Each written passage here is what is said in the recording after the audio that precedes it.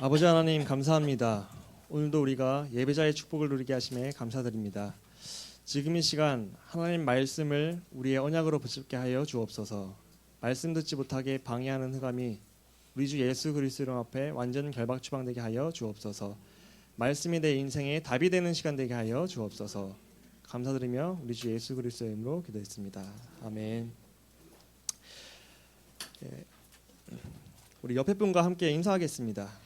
지금 이 자리에 성령님께서 함께 하십니다. 우리의 생각을 치유합시다.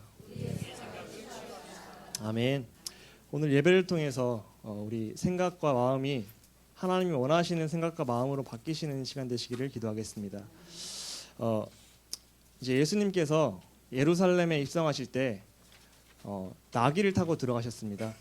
나귀를 타고 들어가실 때 이스라엘 백성들이 아무 보잘것없는 나귀고 초라한 나귀였지만 예수님이 타고 오시는 걸 보고 그 나귀를 향해서, 그 예수님을 향해서 종려나무 가지를 흔들면서 호산나 주여 오시옵소서 하고 찬양했습니다. 지금 이 시간 저는 나귀입니다. 부족하고 연약한 나귀입니다. 그래서 저는 어쩌면은 좀 어수룩하고 설교를 좀 못할 수도 있지만 저를 타고 계신 예수 그리스도를 바라보셨으면 좋겠습니다. 그리고 예수 그리스도가 주인공이시기 때문에 그리스도 붙잡는 시간 되시기를 기도하겠습니다. 최고의 예배자 되시기를 기도하겠습니다.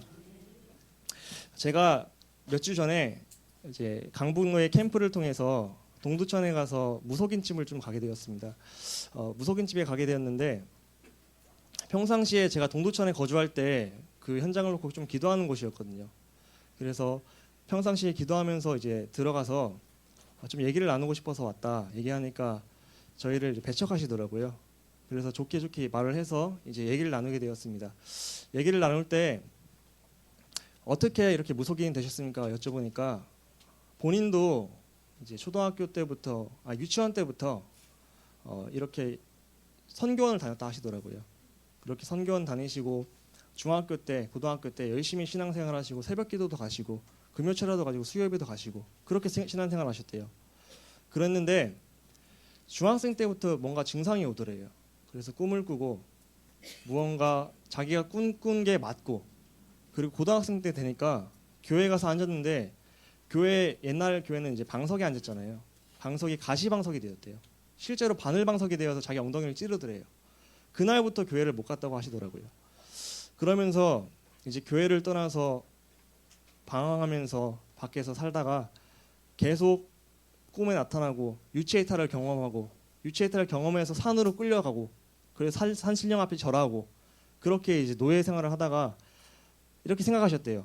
아, 내가 어차피 신을 받아야 되는 운명이구나, 이렇게 생각하시면서 이렇게 벗어날 수 없겠구나 생각을 하셨대요. 그런데 이제 또 자녀도 있고 가정도 있으니까 이거 조금만 더 미뤄졌으면 좋겠다. 계속 그렇게 갈등하시던 중에 이제 하시던 장사를 접고서 무속인이 몇 년 후에 되셨다고 하시더라고요. 그래서 지금 8년 차 되셨다 하셨는데, 저는 그걸 들으면서 그분이 그렇게 갈등하고 방황하고 내가 이거 몇 년만 조금 미뤘으면 좋겠다 생각할 때 정확한 복음을 가진 사람 만났으면 얼마나 좋았을까, 그 생각이 들었습니다.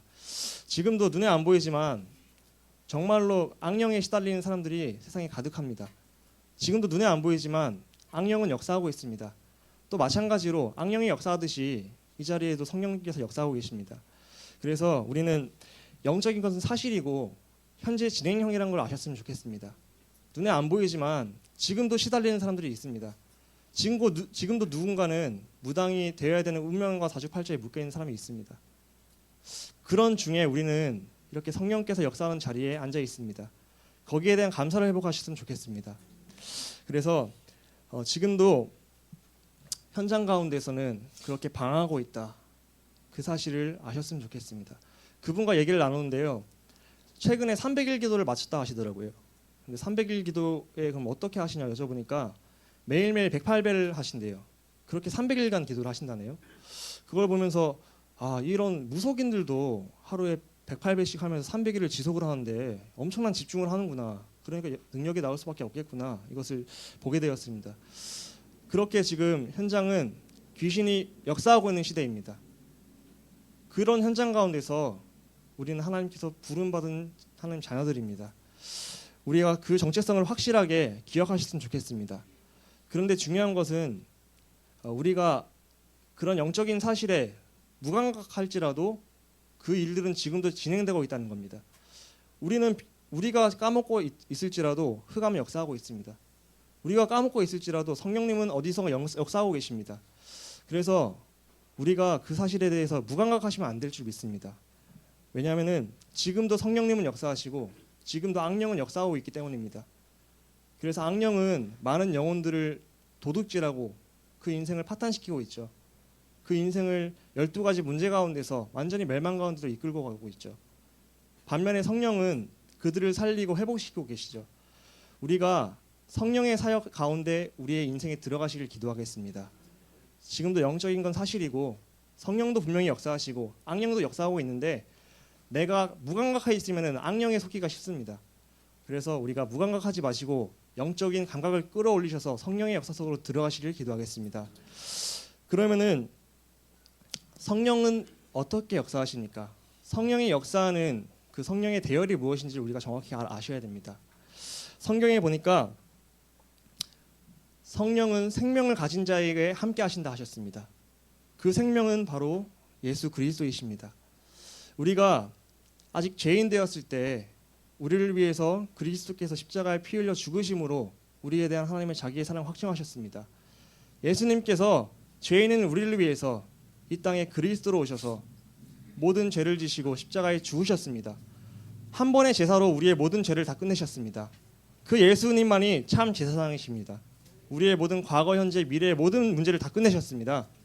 그리고 너무나 감사하게도 십자가에서 죽은 지 3일 만에 스스로 부활하시면서 마귀를 완전히 멸하셨습니다. 사단을 완전히 박살내셨습니다. 창세기 3장 15절의 언약이 예수님의 부활 사건으로 말미암아 성취된 것입니다. 그 부활하신 예수님이 너무나 감사하게 지금 이 자리에 우리와 함께 하십니다. 그 예수 그리스도는 마귀를 충분히 이길 수 있으신 분이십니다. 그분이 내가 너희와 항상 함께 있을 것이다 약속하셨습니다. 그 언약을 붙잡으시기 바랍니다. 그 예수님만이, 그 그리스도만이 우리의 죄 문제와 사단 문제를 끝내시고 하나님께로 갈 수 있는 유일한 길을 여신 유일한 길이십니다. 오늘도 그 길 대신 그리스도를 붙잡으시기 바랍니다. 그 예수 그리스도를 붙잡는 그 시간이 바로 성령의 역사 속으로 들어가는 그 시간이 될 줄 믿습니다. 그래서 마귀는요 틈을 탑니다. 마귀는 틈을 타는데 그 틈이 생각입니다. 우리의 생각과 마음을 틈타서 우리가 자꾸 불신하게 만들고 우리를 자꾸 속입니다. 그래서 우리가 우리 마음과 생각에 그리스도를 무장하셔야 될 줄 믿습니다.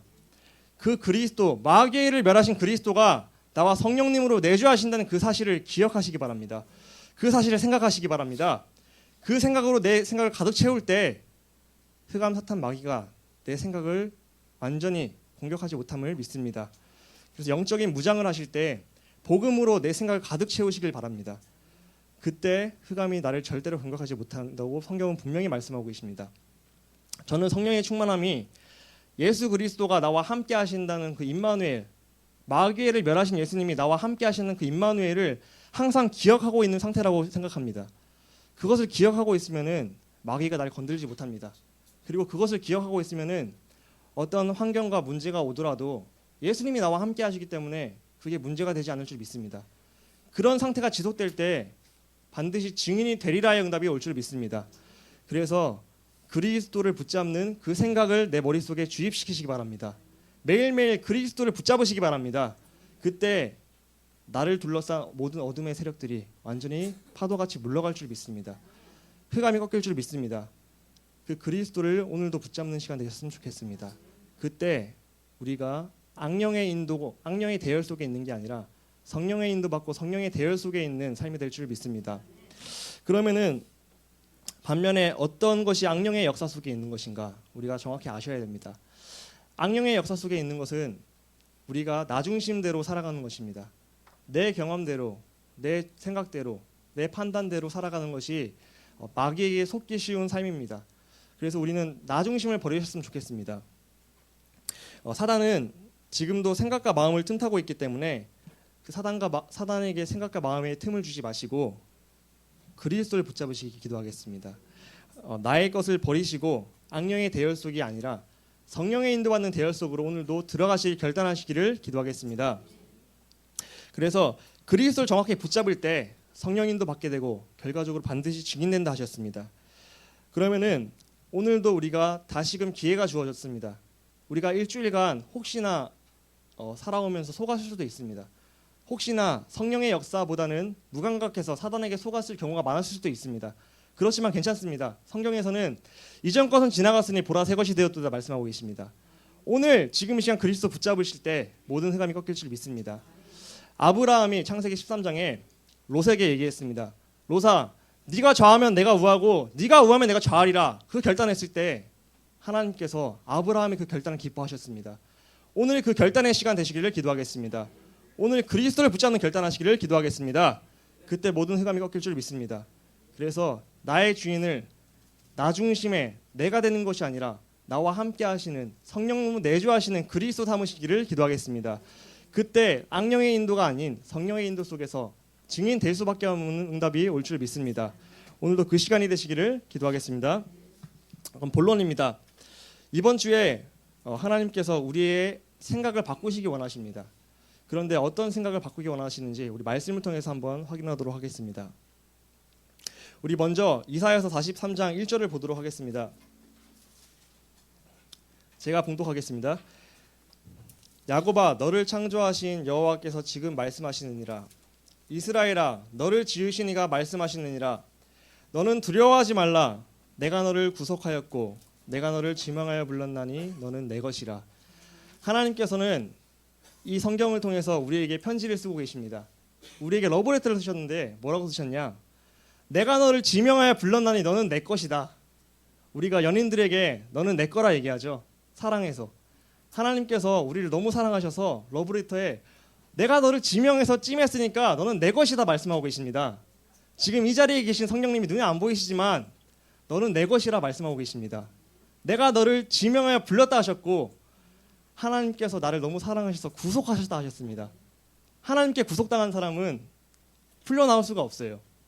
이제 일반 사람들, 범죄자들은 구속당하면 시간이 지나면 풀려나오는데 우리는 하나님께 구속당한 자들이기 때문에 영원토록 풀려나올 수 없는 신분이 되었다는 것을 기억하시기 바랍니다. 그 어떤 것도 그리스도 예수 안에 있는 사랑에서 우리를 끊을 자가 없다고 말씀하셨습니다. 이것이 바로 구속당한 우리의 신분입니다. 이것이 바로 하나님께서로 지명당한 우리의 신분입니다. 내가 너를 지명하여 불렀나니 너는 내 것이다. 나는 하나님의 소유입니다. 하나님의 최고의 보물입니다. 얼만큼 사랑하셨냐? 나를 너무 사랑하셔서 하나님이 이 땅에 예수 그리스도로 오셔서 나를 대신 죽을 만큼 사랑하셨습니다. 사람에게 가장 소중한 게 목숨이잖아요. 근데 하나님이 이 땅에 인간으로 목숨을 가진 인간으로 오셔서 우리를 위해서 던지신 게 바로 목숨입니다. 그만큼 우리를 사랑하셨습니다. 그 예수님께서 그 하나님께서 우리에게 오늘 1장에 말씀하고 계십니다. 두려워하지 말라. 내가 너를 구속했다. 너는 내 거다. 넌 내가 구속했고 나의 수갑을 찼다. 그렇기 때문에 너는 절대로 두려워하지 말고 너는 항상 기쁨을 누려라. 이것이 하나님께서 우리를 향한 뜻입니다. 혹시나 지금 이 시간 여러 가지 생각과 여러 가지 나에게 갈등과 문제가 있다. 괜찮습니다. 하나님께서 나를 지명하여 부르셨습니다. 하나님께서 너는 내 것이라 말씀하고 계십니다. 지금 제 입술을 통해서 하나님께서 너는 내 것이야. 너는 내가 대신 죽을 만큼 사랑한 존재라고 여러분들의 정체성을 말씀하고 계십니다. 이것이 나의 가치입니다. 이것이 나의 바로 몸값입니다. 그 정체성을 매일매일 누리시기를 기도하겠습니다. 그때 우리가 정말로 참된 평안이 나올 줄 믿습니다. 그래서 성경에서는 하나님께서 우리를 지명하여 택해서 불렀다. 너는 내 것이다. 선포하고 계십니다. 로마서 8장 39절의 지난주 본문이죠. 보시면은 높음이나 깊음이나 다른 어떤 피조물이라도 우리를 우리 주 그리스도 예수 안에 있는 사랑에서 끊을 자가 없다 하셨습니다. 하나님의 구속을 받은 자는 그 구속함에서 끊을 자가 없으십니다. 그 하나님께서 우리와 함께 하시고 우리를 인도하고 계십니다. 우리의 아버지가 되셨습니다. 하나님께서 우리를 택하셨을 때 부르신 목적이 있습니다. 베드로전서 2장 9절에 보시면은 너희는 택한 족속이요 왕 같은 제사장들이요 거룩한 나라요 그의 소유된 백성이니 그 이유는 이는 너를 어두운 데서 불러내신 이의 아름다운 덕을 선포하게 하려 하심이라. 우리를 택하셔 부르셨는데 왕 같은 제사장으로 거룩한 나라요 그의 소유된 백성으로 부르셨습니다. 그래서 우리를 통해서 기이한 빛에 들어가게 하신 그 예수 그리스도의 빛을 다른 사람에게 선포하게 하기 위해서 우리를 부르셨다는 것을 기억하시기 바랍니다. 우리의 정체성, 내가 너를 지명하여 불렀나니 너는 내 것이라. 이번 주 한 주간 어떤 상황 속에서도 생각을 바꾸시기 바랍니다. 이 상황이 어떨지라도 나는 하나님의 것이고 하나님이 나와 함께 하시고 나를 하나님의 그 사랑에서 끊을 자가 없다. 이 상황이 나를 결코 에워쌀 수 없다. 그 성경 구절이 바로 2절에 나와 있습니다. 2절을 한번 보도록 하겠습니다. 네가 물 가운데로 지나갈 때 내가 너와 함께 할 것이라. 강을 건널 때에도 물이 너를 침몰하지 못할 것이다. 네가 불 가운데 지나갈 때에도 타지도 아니할 할 것이요 불꽃이 너를 사르지도 못하리니. 아멘. 하나님께서 우리와 함께 하시면서 우리 인생을 완전히 보장하셨습니다. 네가 혹시나 저 홍수가 범람한 물 가운데 들어갈지라도 그 속에서 내가 너와 함께 할게. 네가 혹시 저 강릉의 불난 화염처럼 저런 불 속에 네가 있을지라도 내가 너와 함께 할게. 그 불꽃이 너를 절대로 사라지지 못하게 도와줄 거야. 하나님께서 약속하고 계십니다. 이것은 제가 여러분들에게 귀에 좋게 하기 위해서 들려주는 말씀이 아니라 하나님이 우리에게 쓰신 러브레터에 적혀 있는 내용입니다. 하나님의 말씀입니다. 하나님이 우리와 함께 하시고 말씀하시기를 네가 물속에 들어가도 괜찮고 네가 불 속에 들어가도 괜찮다. 내가 그 상황 속에서도 내가 너와 함께 할 것이다 약속하고 계십니다. 그 임마누엘의 축복을 매일매일 누리시기 바랍니다. 이 예수 그리스도께서 부활하셔서 성령님으로 내 영혼과 이렇게 함께 하고 계십니다. 물속에 들어가도 함께 하시고요. 불 가운데 들어가도 함께 하신다 약속하셨습니다. 그리고 우리를요. 성경에 보니까 불꽃 같은 눈동자로 지킨다고 말씀하셨습니다. 요한계시록 2장 18절에 보시면요. 두아디라 교회의 사자에게 편지하라. 그 눈이 불꽃 같고 그 발이 빛난 주석과 같은 하나님의 아들이 이르시되 말씀하고 계십니다. 하나님이 우리를 바라보는 눈이 불꽃 같은 눈동자로 우리를 쳐다보고 계시는 것입니다. 우리를 불꽃 같은 눈으로 어떻게 하면은 이 자녀를 보호하고 인도할까를 고민하고 계시는 게 바로 하나님 아버지의 마음이십니다. 그 아버지의 함께 하심을 매일매일 누리시기 바랍니다. 하나님께서 또 약속하셨습니다. 요한계시록 1장 16절에 보시니까 그의 오른손에 7별이 있고 그의 입에서 좌우에 날선 검이 나오고 그 얼굴은 해가 힘있게 비치는 것 같더라 말씀하고 계십니다. 예수님께서 나와 성령님으로 함께 하시는데 좌우가 날이선 검을 들고 계십니다. 좌우가 날이선 검을 들고서 나의 대적 사단 마귀를 치고 계십니다. 그래서 우리가 그리스도만 붙잡으면 무조건 승리할 줄 믿습니다. 날선 검을 드신 예수 그리스도를 붙잡으시기를 기도하겠습니다. 그 예수님이 그 하나님께서 약속하셨습니다. 네가 불 가운데도 있어도 내가 함께 할 것이고 네가 물 가운데 있어도 내가 너와 함께 할 것이다. 그러니까 두려워하지 말라. 너는 내 것이다. 이것이 바로 우리의 정체성입니다. 우리가 한 주간 이 정체성을 잊고 살아서도 괜찮습니다. 오늘부터 다시금 붙잡으시길 기도하겠습니다. 다시금 그 우리 하나님 자녀의 정체성을 확실히 누리시기를 기도하겠습니다. 이것이 보장되는 우리의 인생입니다. 그래서 시편 17편 8절에 보시니까 나를 눈동자같이 지키신다 하셨습니다. 또한 주의 날개 그늘에 감춘다 하셨습니다. 우리가 눈을 굉장히 소중히 보호하죠. 그것처럼 하나님께서 우리 인생을 눈동자같이 우리를 보호하고 계신다는 사실을 기억하시기 바랍니다. 또한 시편 23편 1절 2절 다윗의 고백이죠. 여호와는 나의 목자십니다. 그래서 내 인생을 함께 하시면서 가장 좋은 길로 인도하시고 그가 나를 푸른 풀밭에 누이시며 쉴만한 물가로 인도하실 줄 믿습니다. 이 아버지가 하늘과 땅의 모든 권세를 갖고서 불꽃 같은 눈동자로 날 지키시면서 눈동자같이 날 보호하시면서 저의 날선 검을 들고서 물 가운데서도 불 가운데서 함께 하시겠다 약속하셨습니다. 지금도 함께 하시고 내일 내가 혼자 있을 때도 함께 하실 것입니다. 어제도 함께 하셨습니다. 이 임마누엘의 비밀을 매일매일 누리시기를 기도하겠습니다. 이 임마누엘 그리스도가 나와 함께 하시는 것 누리면은 그때 예수님이 함께하는 것을 아는 마귀가 나에게 공격하지 못합니다. 그때 나를 둘러싼 모든 어둠의 현장들이 물러갈 줄 믿습니다. 내가 그리스도란 빛을 누리고 있을 때 내 현장에 역사하는 흑암이 내가 따로 기도 안 했는데도 빛 때문에 떠나갈 줄 믿습니다. 그래서 우리가 빛 대신 그리스도를 매일매일 누리시기를 기도하겠습니다. 그 예수 그리스도가 마귀의 일을 멸하시고 다 이루신 그리스도가 성령님으로 나와 함께 하십니다.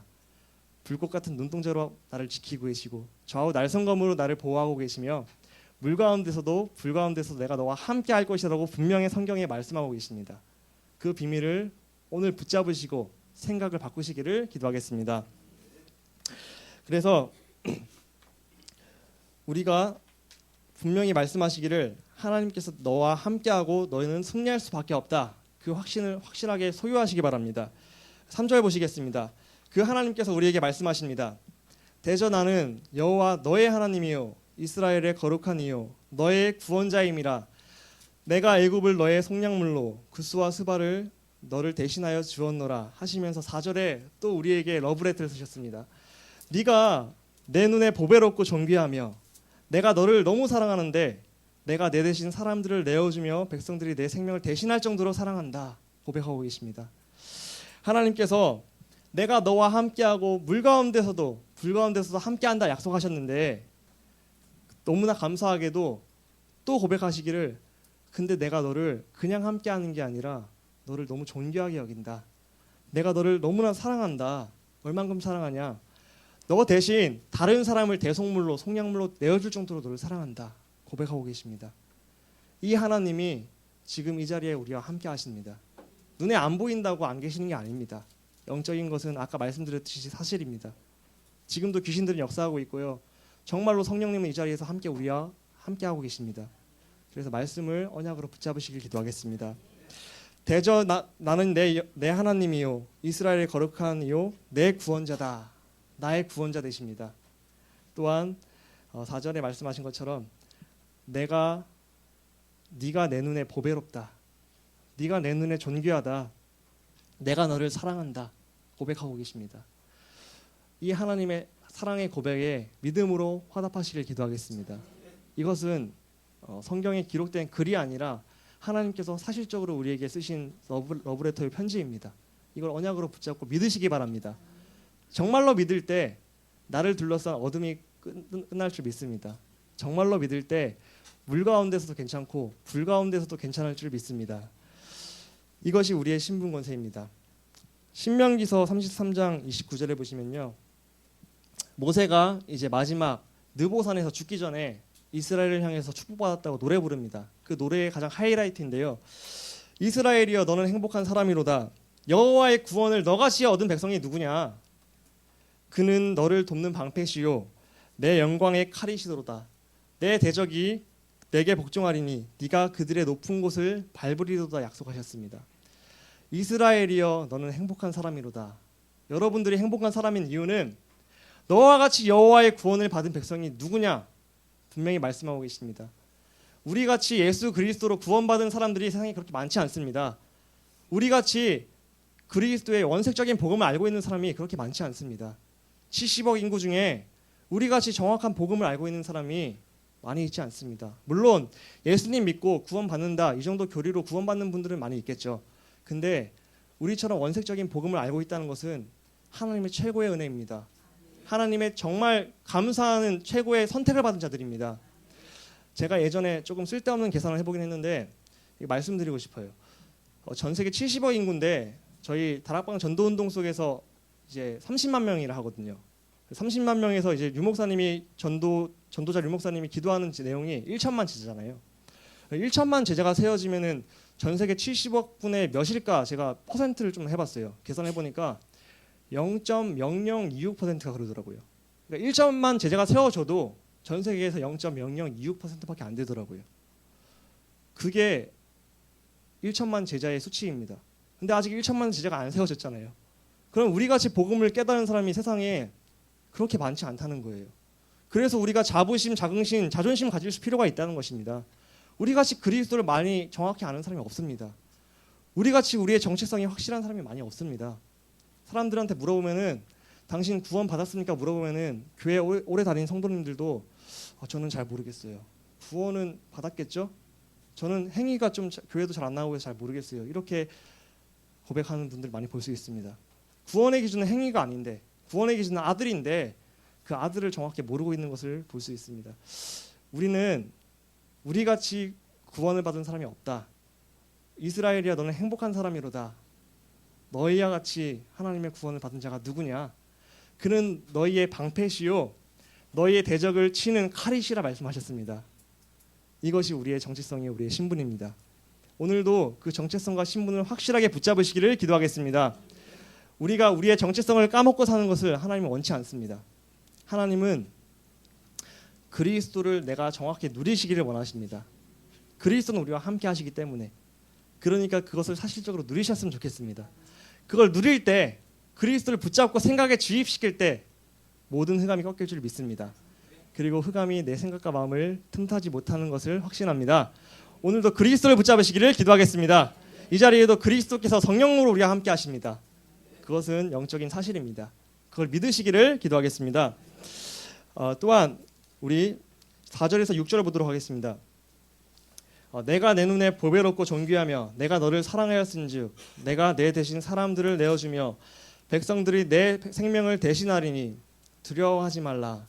내가 너와 함께하여 네 자손을 동쪽에서부터 오게 하며 서쪽에서부터 너를 모을 것이며 내가 북쪽에게 이르기를 내놓으라. 남쪽에게 이르기를 가두어 두지 말라. 내 아들들을 먼 곳에서 이끌어내며 내 딸들을 땅끝에서 오게 하며 내 이름으로 불려지는 모든 자 곧 내가 내 영광을 위하여 창조한 자를 오게 하라.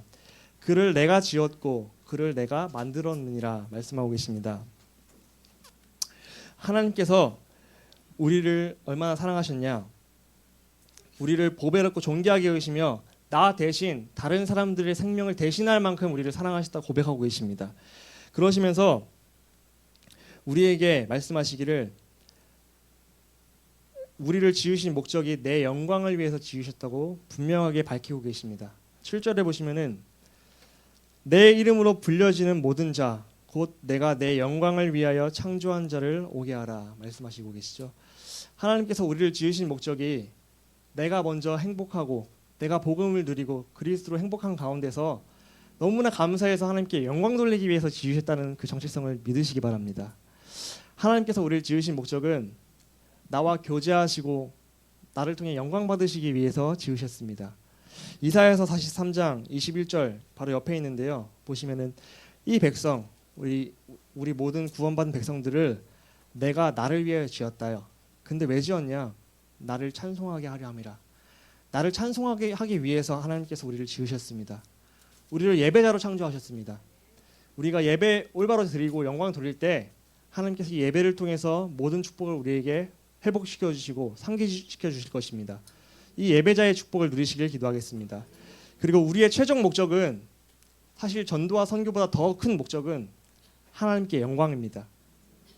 우리가 전도해서 전도의 열매로 그 사람들이 예배자가 되겠죠. 예배를 통해서 하나님께서 결국 영광 받으시겠죠. 그게 하나님의 목적입니다. 하나님은 진정한 예배자를 원하십니다. 하나님은 영과 진리로 너무 감사해서 이런 하나님 자녀 삼아주셔서 이렇게 나를 존귀하고 보배롭게 여겨주시는 하나님 너무 감사해서 감사함으로 예배드리는 자를 찾고 계십니다. 하나님은 그것을 위해서 우리를 지으셨습니다. 그리고 정말로 감사해서 예배하는 예배자가 되면은 자연스럽게 전도하는 전도자가 될 줄 믿습니다. 그래서 예배 놓치고 전도 열심히 한다는 것은 어불성설입니다. 예배 놓치고 전도 행위만 열심히 해서 영접시키는 것은 하나님께서 기뻐하지 않습니다.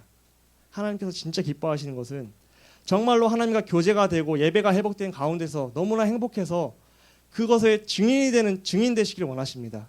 그것이 올바른 전도일 줄 믿습니다. 그래서 나부터 예배를 통해서 매일매일 그리스도를 붙잡고 그리스도가 나의 힘이 되셨으면 좋겠습니다. 그 힘, 그 맛을 너무 많이 마셔서 너무 맛있어서 이 맛을 다른 이들에게 소개시켜주는 증인 되시기를 기도하겠습니다. 우리가 맛있는 걸 먹으면은 야 너무 맛있다 먹어봐라 얘기하잖아요. 이것처럼 그리스도의 맛을 매일매일 보고 너무 맛있어서 너무 즐거워서 행복해서 그들에게 전달하는 전달자 되시는 게 우선순위일 줄 믿습니다. 그래서 우리는 먼저 예배를 회복하셔야 됩니다. 예배 가운데서 하나님께 영광 돌리면서 당연히 되어질 수밖에 없는 전도자의 축복을 누리시기를 기도하겠습니다. 이것이 바로 하나님께서 우리를 향한 뜻입니다. 오늘 우리 정말 올바른 예배를 통해서 내 생각이 바뀌고 나의 삶이 전에는 예배 중심의 삶이 아니었고 하나님이 나에게 말한 정체성을 누리는 중심의 삶이 아니었다면은 오늘 결단하시고 바뀌시는 하루가 되시기를 기도하겠습니다. 나의 생각과 마음을 바뀌셔서 하나님이 원하시는 예배자의 축복을 누리시고 그리스도를 사실적으로 누리시는 축복을 회복하시기를 기도하겠습니다. 그럼 두 번째입니다. 하나님께서 이런 나를 증인으로 부르셨습니다. 나를 증인으로 부르신 하나님입니다. 8절에서 9절을 제가 봉독해 드리겠습니다. 눈이 있어도 보지 못하고 귀가 있어도 듣지 못하는 백성들을 이끌어내라. 열방은 모였으며 민족들이 회집하였는데 그들 중에 누가 이 일을 알려주며 이전 일들을 우리에게 들려주겠느냐. 그들이 그들의 증인을 세워서 자기들의 옳음을 나타내고 듣는 자들의 옳다고 말하게 하여 보라. 말씀하고 계십니다. 이 말씀은 하나님께서 불신자들에게 주는 말씀입니다. 눈이 있어도 보지 못하는 불신자들, 귀가 있어도 듣지 못하는 불신자들의 상태를 말씀하고 계시는 것입니다. 그들은 육신은 눈이 있고 육신은 귀가 있지만 듣지 못하고 보지 못하는 상태입니다. 왜냐? 창세기 3장의 사건으로 말미암아 하나님 떠났기 때문입니다. 아담과 하와가 하나님께 범죄한 그 순간 성경에 보니까 그들의 눈이 밝아져서 그들이 벗은 것을 보았다고 말하고 있습니다. 그들의 눈이 밝아졌다는 것은 그들의 영적인 눈이 아니라 육신적인 눈이 밝아졌다는 뜻입니다. 왜냐? 영적인 눈이 죽어버렸기 때문에. 영혼이 죽으면서 육신의 눈이 밝아져서 자기가 벗은 것을 보았다 하는 것입니다. 인간은 눈이 밝아졌지만 육신적인 눈만 밝아져 있는 상태입니다.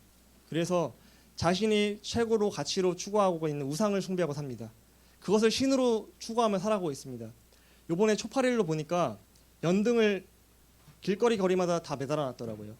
그 연등을 하나 다는데 길거리에 단 것만 하면 한 5만 원쯤 한다 하고 법당에 달고 하는 거는 몇십만 원 한다 하더라고요. 또 큰 절에 가면 몇백만 원까지 간다고 얘기를 들었습니다.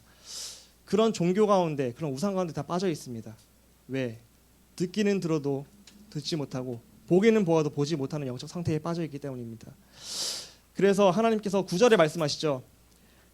그들이 그들의 증인을 세워서 자기들의 옳음을 나타내보라 해라. 너희들이 진짜 믿는 신이 진짜면은 그게 진짜인 증거를 보여라 말씀하고 계십니다. 그러나 그들의 증거는 나타낼 수 없겠죠. 그들이 섬기는 신은 거짓신, 세상 임금, 세상의 신노릇하는 거짓말쟁이 사단이기 때문입니다. 그들이 그 현장 가운데 지금 죽어가고 있습니다. 그들이 그 현장 가운데서 죄 때문에 하나님 떠나서 마귀에 잡혀 지옥 갈 수밖에 없는 상태에 빠져 있습니다. 하나님께서는 그런 자들을 살리기 원하십니다. 그래서 10절에 우리를 증인으로 부르셨습니다. 10절을 보시기 바랍니다. 나 여호와가 말하노라 너희는 나의 증인 나의 종으로 택함을 입었나니 이는 너희가 나를 알고 믿으며 내가 그인 줄을 깨닫게 하려 함이라. 나의 전에 지음을 받은 신이 없었느니라 나의 후에도 없으리라. 이 10절에 하나님께서 분명히 자기에 대한 정체성을 말씀하고 계십니다. 나 외에는 신이 없다 말씀하고 계십니다. 하나님만 유일한 참신이십니다. 그 하나님께서 말씀하시기를 내가 나를 믿고 나를 아는 너희들을 통해서 내가 참신인 것을 증명할 것이다. 너희를 증인으로 삼으실 것이다. 너희를 내가 택한 이유는 택하신 족속이요 거룩한 나라여 왕같은 제사장으로 세운 이유는 너희를 통해서 기이한 빛을 선전하게 하려 합니다. 증인으로 부르셨다. 이 정체성을 기억하시기 바랍니다. 하나님이 우리를 부르신 이유는 택하신 이유는 8절 9절에 보기는 보아도 보지 못하고 듣기는 들어도 듣지 못하는 그 영혼들에게 하나님이 참신이란 증인으로 우리를 삼으시기 위해서 부르셨습니다. 더 정확하게 말해서 그리스도를 알고 믿는 우리를 통해서 그리스도 모르는 이들이 그리스도를 알게 하기 위함이 하나님이 우리를 부르신 목적입니다. 그래서 우리에게 중요한 것은 그리스도를 알고 믿는 것이 중요합니다. 우리는 그리스도를 알고 믿음의 증인이 되셔야 되기 때문에 먼저 그리스도를 알고 믿으시기를 기도하겠습니다. 그리스도를 알고 믿을 때 그 증인이 될 줄 믿습니다. 내가 환경과 상황이 어려움과 노예와 감옥에 있는 상황일지라도 그리스도를 알고 믿고 하나님이 나와 함께 하신 걸 누린다면은 반드시 증인되었습니다. 요셉이 그 주인공이었죠. 3,000명이 자기를 쫓아오고 자기를 죽이려 했을 때 여호와는 나의 목자시니 내가 부족함이 없으리로다 고백했던 다윗은요. 하나님의 시간표가 되었을 때 이스라엘의 최강대국을 만드는 왕이 되었습니다. 그리고 하나님의 언약궤 성전을 지었죠. 올바로 지었죠. 우리가 그리스도 언약을 확실하게 붙잡으시고 알고 누리고 믿을 때 실제적인 증인이 된다고 약속하셨습니다. 우리 오늘 그리스도를 확실하게 붙잡으시기 바랍니다. 마귀를 멸하신 그리스도, 하나님 만난 유일한 길 되신 그리스도, 하나님 떠난 우리의 모든 죄 문제를 해결하신 그리스도 확실하게 붙잡는 하루가 되시기를 기도하겠습니다. 그래서 우리가 정말로 10절, 11절, 12절 말씀처럼 우리를 증인으로 부르셨다는 정체성을 기억하시고 11절에 보시겠습니다. 나 곧 나는 여호와라. 나 외에는 구원자가 없느니라. 오직 예수 그리스도만 구원자이시다. 이 믿음을 소유하시고 12절에 내가 알려주었으며 구원하였으며 보였고 너희 중에 다른 신이 없었나니 그러므로 너희는 나의 증인이요 나는 하나님이니라. 여호와의 말씀이니라. 분명히 말씀하고 계십니다. 하나님께서 여호와만 참신이시고 여호와께서 이 땅에 성육신하신 예수 그리스도만이 유일한 구원자이심을 명백하게 밝히고 계십니다. 이 그리스도를 붙잡고 누리시기를 기도하겠습니다. 이 그리스도를 붙잡고 누릴 때 따라오는 응답이 증인되는 것입니다. 그래서 그리스도를 붙잡고 누리는 방법이 뭐냐? 나의 생각에 그리스도를 적용하시기 바랍니다. 지금 어려움과 상황이 있을 때 그래도 예수님은 나와 함께 하시고 다 이루셨다 하셨고 마귀를 멸하셨고 지금도 하늘과 땅의 모든 권세를 갖고서 이 자리에 함께 하시구나. 그러니까 이건 문제가 안 된다. 생각을 바꾸시기 바랍니다. 그 생각을 바꾸고 불신앙을 버릴 때 인간의 이성을 뛰어넘는 믿음을 선택할 때 모든 흑암이 꺾일 줄 믿습니다. 그 증인 될 줄 믿습니다. 그 증인 되시기를 기도하겠습니다. 그래서 우리 정말로 그리스도 붙잡고 증인 되시는 한 주간 되시기를 기도하겠습니다. 창세기서 41장 38절에 보시면요. 바로가 그의 신하들에게 이르되 이와 같이 하나님의 영에 감동된 사람을 우리가 어찌 찾을 수 있으리요 하고 고백합니다. 하나님이 나와 함께 하시는 것을 환경과 상황과 어려움을 속에서도 누렸던 요셉은요. 바로 왕이 여호와의 신에 감동된 사람이 어찌 찾을 수 있냐. 이처럼 여호와에 감동된 사람 없다. 고백할 정도로 임마은을 누리는 사람이었습니다. 우리가 그리스도를 요셉만큼 누리시길 기도하겠습니다. 붙잡으시길 기도하겠습니다. 그 환경과 상황과 문제는 나를 집어삼킬 수 없습니다. 왜냐? 2절 말씀처럼 물에서도 내가 너와 함께 할 것이고 불에서도 내가 너와 함께 할 것이고 4절 말씀처럼 내가 너를 보배롭고 존귀하게 여긴다 약속하셨기 때문입니다. 그 하나님이 나와 함께 하십니다. 그게 나의 정체성입니다. 그 언약을 믿으시고 붙잡으시기를 기도하겠습니다. 그럼 세 번째입니다. 세 번째로 실제로 적용할 내용입니다. 우리가 실제적으로 이제 이 말씀을 붙잡고 내 삶 속에 적용하시길 바랍니다. 그럼 첫 번째로 어떤 것을 적용하냐? 나의 생각을 바꾸시기 바랍니다. 나의 생각을 어떻게 바꾸냐? 이전에는 내 경험과 내 과거의 습관대로 내가 체험한 것대로 생각했다면은 그게 아니라 성경에서 말한 그것을 믿는 생각을 하시기 바랍니다. 성경에서 말하는 그 내용은 내가 너를 지명하여 불러나니 너는 내 것이다. 너는 절대로 망할 수 없다. 내가 물 가운데서도 불 가운데서 너와 함께 할 것이다. 너는 내게 보배롭고 존귀하다. 내가 너를 지은 목적은 너를 통해서 영광받기 위하고 너를 증인으로 세워서 나를 선포하기 위해서 부르신 것이다. 이 생각을 하시기 바랍니다. 어떤 상황에서도 이 생각을 하시기 바랍니다. 이 생각을 어떤 상황에서 할 수 있는 사람이 될 때 렘넌트 7명이 받았던 그 응답이 나에게도 성취될 줄 믿습니다. 그들과 나의 한 가지 차이가 있다면은 그들은 믿었고 나는 지금 안 믿고 있다는 것입니다. 나도 믿으면은 하나님의 영광을 보게 될 줄 믿습니다. 나도 믿으면은 그 주인공이 될 줄 믿습니다. 오늘 이 시간 나의 불신앙을 버리시고 믿음의 생각으로 나의 생각을 바꾸시기 바랍니다. 그럼 두 번째로 적용할 내용입니다. 두 번째로 적용할 내용은 이제는 우리가 하나님의 영광을 위해서 살아야 되는 것입니다. 우리가 이제는 내 중심의 삶이 아니라 내 영광을 위해 사는 것이 아니라 하나님의 영광을 위해서 사시기를 기도하겠습니다. 하나님께서 우리를 지으신 목적은 전도하라고 지었다, 헌금하러 지었다, 헌신하러 지었다기보다는 앞서서 예배자로 부르신 것입니다. 하나님께서 우리를 예배자로 부르셔서 올바른 예배 드릴 때, 올바른 중심 드릴 때 그 중심을 기뻐 받으신다 하셨습니다. 그리고 그때 예배를 통해서 우리가 회복될 때 우리가 증인 된다고 분명히 말씀하고 있습니다. 우리가 예배를 통해서 하나님의 음성을 듣고 말씀을 들을 때 세 가지 일이 일어납니다. 첫 번째로 우리의 영혼이 치유됩니다. 하나님 말씀은 살아있고 활력이 있다 하셨습니다. 그래서 우리의 영과 혼을 치유할 수 있다 분명히 말씀하고 계십니다. 우리의 영혼의 모든 문제를, 영적 문제를 치유할 수 있는 것이 바로 이 말씀입니다. 그래서 이 말씀 받는 예배의 자리가 중요한 것입니다. 또한 우리가 예배 드릴 때 두 번째 일어나는 일이 있습니다. 히브리서 4장 12절에 우리의 영과 혼이 치유되고 우리의 생각과 마음을 감찰한다 하셨습니다. 우리의 생각과 마음이 예배 드릴 때 바뀔 줄 믿습니다. 그때 따라오는 게 생각과 마음이 바뀐 결과로 삶이 바뀝니다. 그러면서 히브리서 4장 12절에 너희의 관절과 골수를 찔러 쪼갠다 말씀하셨습니다. 우리가 말씀 듣고 예배 드릴 때 영혼이 치유되고 마음과 생각이 치유되고 관절과 골수, 우리 육신까지 완전히 치유된다 약속하셨습니다. 그 증인 되시기를 기도하겠습니다. 예배를 생명 것이고 드리시기를 기도하겠습니다. 반드시 그러면은 영혼과 정신과 마음의 치유, 육신의 치유가 일어날 줄 믿습니다. 두 번째로 우리가 예배자의 삶을 사시면서 이사야서 43장 21절 말씀처럼 찬송자의 삶을 사시기 바랍니다. 나에게 구원을 주신 이 하나님께 너무 감사해서 하나님, 내가 하나님 너무 감사해서 찬송드립니다. 이 중심으로 찬송 드리시기를 기도하겠습니다. 저 같은 경우도 그냥 찬송하는 경우가 되게 많이 있더라고요. 그냥 부르니까 분위기에 취해서. 근데 그게 아니라 하나님, 지금 이 시간 제가 하나님께 찬송 불러드릴게요. 감사해서. 이런 중심으로 매번 임하셔서 찬송하시기를 기도하겠습니다. 하나님, 지금 이 시간 예배 끝나고 찬송할 때 제가 하나님께 너무 감사하니까 찬송 드리고 싶어요. 찬송 받아주세요. 이 중심이 회복되시기를 기도하겠습니다.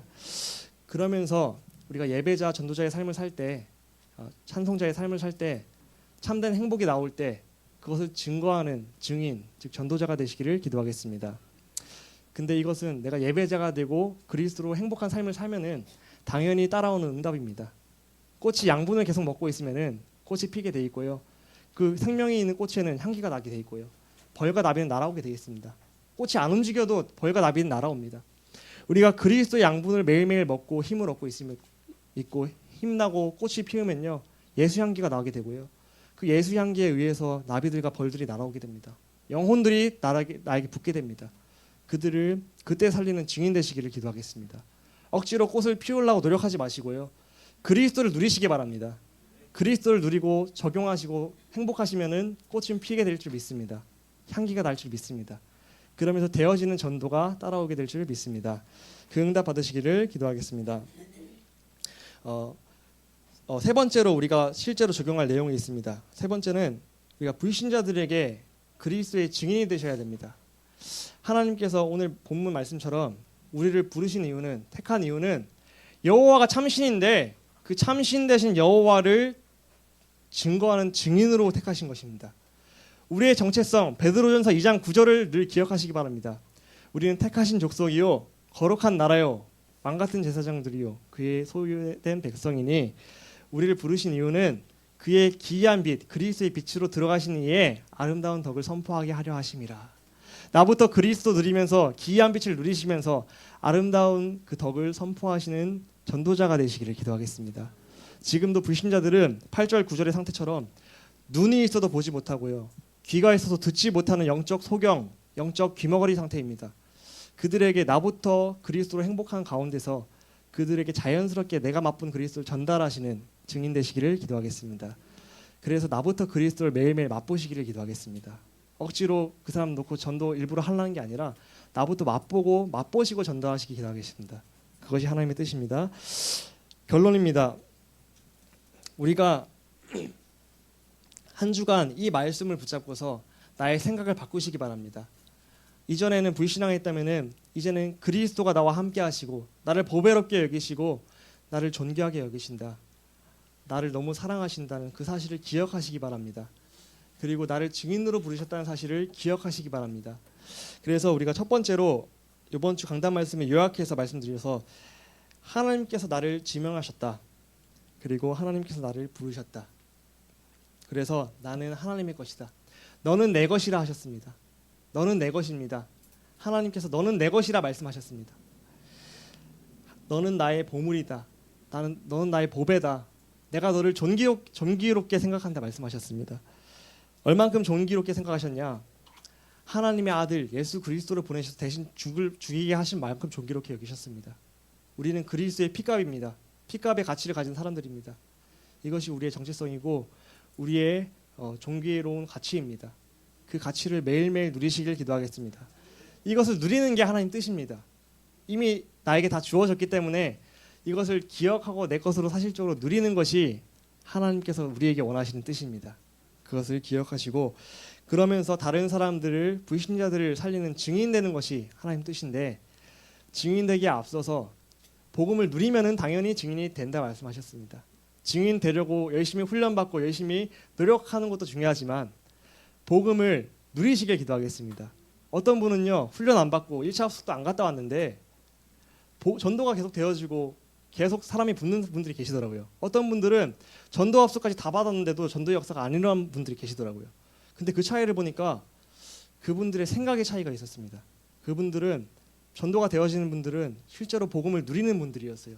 생각하고 누리고 적용하시는 분들이었어요. 전도가 안 되는 분들은 훈련을 열심히 받지만 실제적으로 복음을 적용 안 하시는 분들이었습니다. 그래서 훈련이 중요한 게 아니라 복음 누리는 게 중요합니다. 복음을 누리시기를 기도하겠습니다. 그리스도가 함께 하시는 사실을 누리시기를 기도하겠습니다. 그때 우리에게 오는 결과가 있습니다. 두 번째로 우리 언약을 잡을 때 오는 결과인데요. 우리가 정말로 하나님이 나와 함께 하시고 나를 존귀하게 여기시고 나를 통해서 불신자를 살리기 원하신다는 언약을 붙잡고 믿고 나갈 때 어떻게 해야 되냐? 그 믿음에 의해서 나에게 평안이 주어집니다. 평안을 내게 끼치노니 내가 주는 평안은 세상이 주는 평안과 다르다고 예수님께서 분명히 말씀하고 계십니다. 그 평안을 맛보시기를 기도하겠습니다. 그걸 언제 맛볼 수 있냐? 그리스도를 누릴 때 맛볼 수 있다고 말씀하십니다. 예수님이 마귀를 멸하시고 하늘과 땅의 모든 권세를 갖고서 나와 함께 하시는 그 사실, 그래서 물 가운데도 함께 하시고 불 가운데도 함께 하신다는 그 사실을 믿으시기 바랍니다. 그 사실을 믿을 때 참된 평안이 나에게 임할 줄 믿습니다. 그 증인이 요셉이었죠. 계속 말씀드리는데 요셉이었습니다. 요셉은 물 가운데도 있었죠. 노예 상황. 불 가운데도 있었죠. 감옥에도 있었잖아요. 근데 물 가운데도 불 가운데도 함께 하시는 임마누엘의 하나님을 누렸죠. 그랬더니 그게 삼키지 못했죠. 오히려 그 현장을 정복했죠. 요셉이 임마누엘을 누렸던 것처럼 우리도 오늘 상황 속에서 환경과 형편은 어려울지라도 복음을 누리시기 바랍니다. 그러면 요셉처럼 세계복음화에 쓰임받는 증인 된다 하셨습니다. 우리도 그 증인 되시기를 기도하겠습니다. 그래서 우리가 이번 주 세 번째 실천할 것이 있습니다. 구체적으로 실천하시기 바랍니다. 첫 번째로 오늘 이 강단 말씀, 이 성경 본문의 말씀을 계속 읽으시면서 이 사실이 하나님께서 나에게 주신 말씀이구나를 항상 묵상하시기 바랍니다. 혼자 있을 때 집에 가셔서 이 야곱아, 너를 창조하신 하나님께서 내가 너를 지명하여 불렀는데 넌 내 것이다 말씀하셨다. 이것으로 감동받으시기 바랍니다. 하나님의 러브레터를 감동받으시면서 읽으시기 바랍니다. 그리고 이게 사실인 것을 믿으시기 바랍니다. 믿을 때 생각이 바뀌고 평안이 임할 줄 믿습니다. 그리고 사실적으로 증인이 된다 하셨습니다. 두 번째로 이 말씀을 읽는 것뿐만 아니라 순간순간 기억하려고 노력하시기 바랍니다. 그걸 보고 무시기도를 합니다. 순간순간 예수님께서 하나님께서 나를 내 것이라 하셨다. 이 예수님께서 분명히 불 가운데도 함께 하시고 물 가운데도 함께 하신다 하셨다. 이것을 순간순간 기억하려고 기억하려는 그 시도가 바로 기도입니다. 그걸 보고 무시기도를 합니다. 무시로 기도하면서 어떤 상황 속에서도 물 가운데도 불 가운데도 함께 하신 예수님이 나와 함께 하신다를 누리시기 바랍니다. 그때 참된 평화가 임하고 증인된다 하셨습니다. 다른 사람들이 나에게서 나온 예수 향기를 맡게 될 줄 믿습니다. 그래서 예를 들어서 문제와 상황이 터져도 나를 지명하신 하나님이 나와 함께 하시고 물 가운데 불 가운데 계시는 하나님께서 나와 함께 하시고 나를 존귀하게 여기신다고 하신 하나님이 나와 함께 하신다는 것을 기억하면은 승리하게 될 줄 믿습니다. 기억만 하면은 무조건 승리한다 하셨습니다. 그래서 이번 주 한 주간 우리가 나와 함께 하시는 하나님, 너는 내 것이라 말씀하신 하나님, 나를 증인으로 사용하고 싶어 하시는 하나님을 확실하게 누리시면서 그리스도의 복음을 확실하게 내 생각에 적용하시고 한 주간 성령 인도 받으시기를 기도하겠습니다. 기도하겠습니다. 아버지 하나님 감사합니다. 오늘 우리가 말씀을 받았습니다. 이 말씀을 사람의 말로 듣지 않고 하나님의 음성으로 듣게 하여 주옵소서. 사실적으로 믿음을 갖고서 그리스도를 적용하게 하여 주옵소서. 물 가운데도 함께 하신다 하셨고 불 가운데도 함께 하신다 하셨습니다. 또한 너는 내 것이라 말씀하셨습니다. 우리를 참된 하나님의 증인으로 부르셨다고 말씀하셨습니다. 이 정체성을 사실적으로 실천하며 묵상하며 누릴 수 있게 인도하여 주옵소서. 무시로 기도하면서 이것을 기억하게 하여 주옵소서. 그래서 한 주간 생각과 마음이 바뀌어서 다음 주에는 그 응답을 갖고서 포럼하게 하여 주옵소서.